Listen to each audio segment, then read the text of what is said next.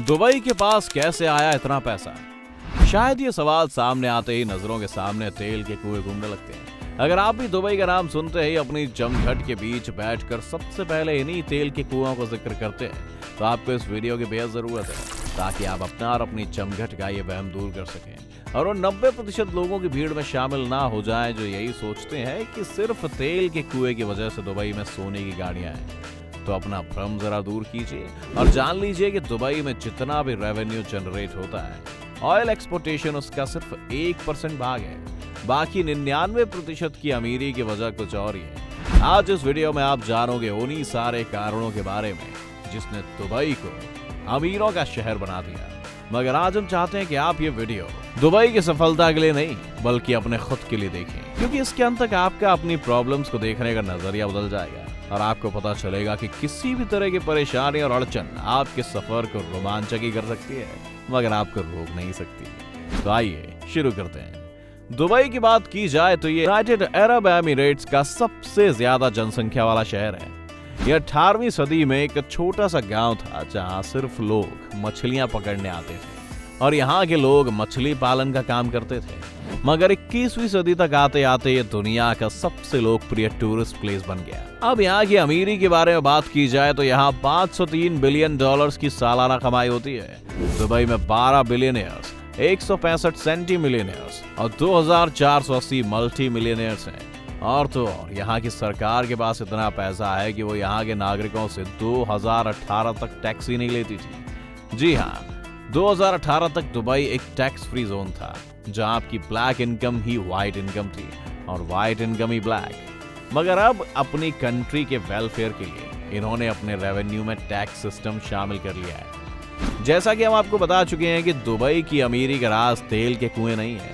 Dubai का मुख्य source of income trade यानी export import, tourism, aviation activities, जिसमें sky diving, hot air balloon जैसी एक्टिविटीज शामिल हैं। इसके अलावा रियल एस्टेट और फाइनेंशियल सर्विसेज भी दुबई को एक रईस शहर बनाने में योगदान देती रहती हैं। अब आज के हालातों की बात तो कर ही ली, लेकिन असली कहानी शुरू होती है करीब 20-25 साल पहले, जब दुबई एक रेतीले गांव से ज्यादा कुछ नहीं था, जहां बाकी के यूएई देश और शहर तेल बेचकर अपने लोगों को ऐशो आराम की जिंदगी दे रहे थे। वहीं दुबई तब रेत के बवंडरों की धूल अपने मकानों से साफ कर रहा था। मगर फिर शेख मोहम्मद बिन राशिद अल मखतूम ने दुबई की रेतीली मिट्टी की किस्मत बदलने का फैसला किया। हालांकि उस समय दुबई शेख के पास इतने पैसे नहीं थे जितने बाकी अरब देशों के पास थे, लेकिन उनका विजन बड़ा शार्प था। ऐसे में उन्होंने नई तरकीबें सोचना शुरू किया। उन्होंने सबसे पहले दुबई की इकोनॉमी को ऑयल से शिफ्ट करके टूरिज्म की तरफ मोड़ दिया और इसी कारण आज दुबई दुनिया की तीसरी मोस्ट ट्रैवल्ड सिटी है। साल 2017 में सिर्फ टूरिज्म से दुबई में 41 बिलियन डॉलर्स की कमाई हुई थी। आप ये कह सकते हैं कि शेख मखतूम ने रेत को बेचकर 41 बिलियन डॉलर्स दुबई को सौंप दिए थे। जहां एक घर का टिकना मुश्किल होता था, वहां दुबई में दुनिया की सबसे बड़ी इमारत बना दी गई। इतना तो हम सब जानते हैं कि इमारतें सिर्फ ठोस जमीन पर ही टिकती हैं और दुबई रहा रेत का रेगिस्तान। मगर फिर भी दुबई ने ठान लिया था कि वो दुनिया को सबसे ऊंचाई से देखकर ही रहेगा। शेख राशिद अल मखतूम जब आर्किटेक्ट्स के पास बुर्ज खलीफा का सपना लेकर गए, तो उन्हें आर्किटेक्ट्स ने साफ मना कर दिया था कि जिस जगह पर मिट्टी नहीं टिक पाती, वहां इतनी बड़ी इमारत कैसे रुकेगी, और अगर बन भी गई तो इतनी विशालकाय मंजिल को जमीन पर बनाए रखने के लिए प्रतिदिन कई लाख गैलन पानी की जरूरत पड़ेगी, और दुबई के पास तो अपना पानी भी नहीं था। लेकिन दुबई शेख इस समस्या से घबराए बिना ऐसे रोमांच समझकर इसका हल ढूंढने में लग गए। फिर एक रोज उनकी नजर पहाड़ों पर पड़ी, जिसमें उन्होंने देखा कि पहाड़ वी शेप के हैं और इनका इस शेप में होने का मतलब है कि पहले यहाँ पानी बहा करता था, जिसने इन पहाड़ों को बीच में से काट कर ऐसा बना दिया। उनके दिमाग के घोड़े दौड़े और उन्होंने सोचा कि अगर यहाँ पानी हुआ करता था तो जरूर इस जमीन के अंदर भी पानी होगा। ऐसे में उन्होंने जमीन की खुदाई करवाने का काम शुरू करवाया। तो एक अरसे तक खोदने के बाद वहां से आखिरकार पानी निकल आया, जिसने बुर्ज खलीफा के निर्माण के सपने को पूरा कर दिया। बता दें कि आज की तारीख में बुर्ज खलीफा दुबई को 6 बिलियन डॉलर से ऊपर का रेवेन्यू सालाना दे देता है। आइए आगे की बात दुनिया के इकलौते 7 स्टार होटल बुर्ज अल अरब होटल की भी कर लें। ये होटल इतना आलीशान और महंगा है कि आम आदमी तो इसकी फोटोज गूगल पर भी अफोर्ड नहीं कर सकता। इस होटल में इतना सोना है कि किसी आम इंसान को अगर वो मिल जाए तो उसकी 7 पुश्तें ताउम्र आराम की जिंदगी जिएंगी। बता दें कि इसका सबसे सस्ता कमरा 1.5 लाख रुपए पर नाइट से शुरू होता है। और वहीं अगर बात करें यहाँ के रॉयल स्वीट की तो उसकी कीमत 17 लाख रुपए से भी ज्यादा है, वो भी सिर्फ एक रात के लिए। इसको बनाना भी आसान नहीं था। इस होटल को बनाने के लिए 5 साल लगे थे, जिसमें 2 साल तक तो इसके लिए मैन मेड आइलैंड बनाने में लग गए थे और फिर बाकी 3 साल में यह होटल खड़ा हुआ था। और आज ये 7 स्टार होटल साल का $120 मिलियन का रेवेन्यू दुबई की झोली में डाल देता है। वैसे दुबई शेख का लाजवाब विजन यही नहीं रुका।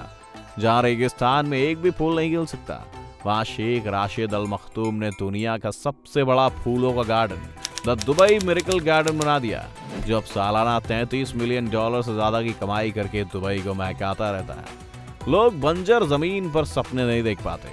शेख राशिद अल मखतूम उसी बंजर जमीन पर इमारतें बनाकर पूरी दुनिया को गर्व से देखते हैं।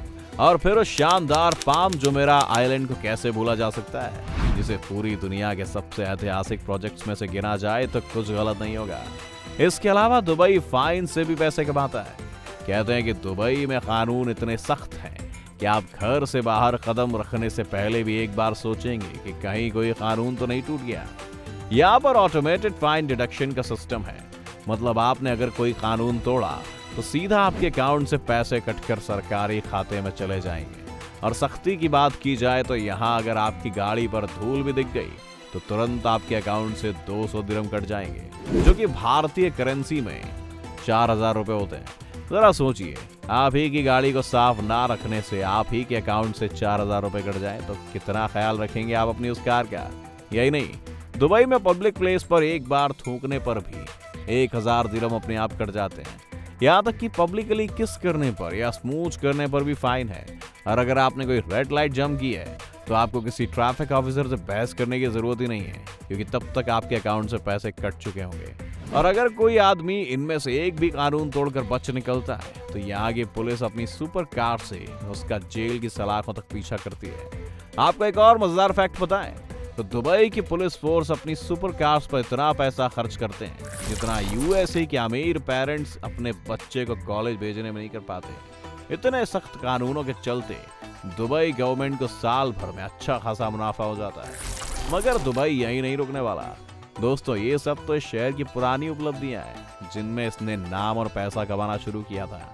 इसके आगे अब दुबई पैसेंजर ड्रोन लेकर आने वाला है, मतलब रोज सुबह एक आदमी ड्रोन के अंदर बैठकर 150 किलोमीटर प्रति घंटे की रफ्तार से अपने ऑफिस जाया करेगा। इसके अलावा दुबई में हाइपरलूप ट्रेन्स का प्रोजेक्ट भी शुरू हो चुका है, जहां दुबई से लेकर अबू धाबी का सफर महज 12 मिनट में पूरा हो जाएगा। जितनी रफ्तार से ट्रेन्स चलेंगी उससे कई गुना ज्यादा तेजी मखतूम साहब के मिशन और विजन की है। अब भारत और भारतीयों से दुबई के लिए प्यार के बारे में तो अब सब जानते ही हैं।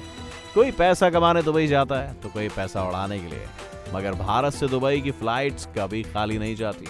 और इसी छोटी सी नब्ज को पकड़ते हुए शेख मखतूम जी अब अंडर वाटर ट्रेन बनाने के विचार में हैं, जो दुबई से मुंबई तक चलेगी। इस अंडर वाटर ट्रेन से न सिर्फ ट्रांसपोर्टेशन आसान होगा, साथ ही साथ ये सफर मनोरंजक और हैरानी भरा भी होगा। ये प्रोजेक्ट 2000 किलोमीटर तक के एरिया में बसाया जाएगा और कहा जा रहा है कि मुंबई से दुबई का सफर 2 घंटे में ही पूरा हो जाएगा। यहाँ पर आने वाले रेवेन्यू की कल्पना आप खुद ही कर सकते हैं। अब आप समझ ही सकते हैं कि इंसान की सोच और हिम्मत कहां से कहां तक जा सकती है। दोस्तों, सही मायनों में दुबई को अपने आप में एक सक्सेस स्टोरी कहा जा सकता है, क्योंकि रेत से उठकर दुनिया की सबसे ऊंची इमारत बनाने का सफर इतना भी आसान नहीं था। और आगे भी न जाने कितने ऐसे प्रोजेक्ट्स आने वाले हैं जो दुनिया को हैरान और दुबई को और अमीर कर देंगे। और आप वीडियो को लाइक और चैनल को सब्सक्राइब करना बिल्कुल मत भूलना। तो अभी के लिए हम चलते हैं और मिलेंगे आपसे अगली किसी ऐसी वीडियो में जो आपको कर सकती है हैरान। तब तक के लिए take care and keep dreaming.